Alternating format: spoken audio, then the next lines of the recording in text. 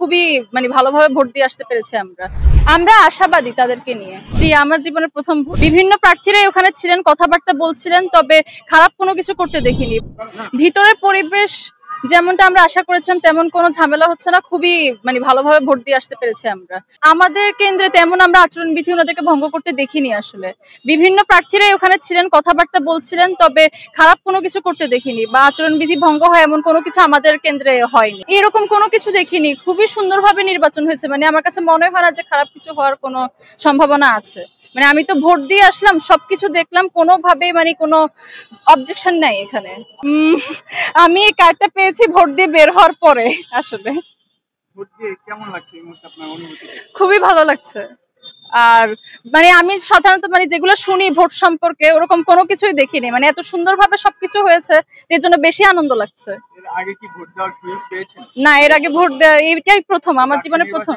জি, আমার জীবনের প্রথম ভোট। তাদের কাছে প্রত্যাশা থাকবে আমাদের ক্যাম্পাসে এখন যে বিশৃঙ্খল মানে কোনো বিশৃঙ্খলা হলে তারা যাতে মানে এগিয়ে আসে আমাদের পাশে, আমাদের সায়েন্সের স্টুডেন্টদের জন্য বেসিক্যালি তারা যাতে রিসার্চে হেল্প করে, আমাদের পড়াশোনায় যাতে হেল্প করে।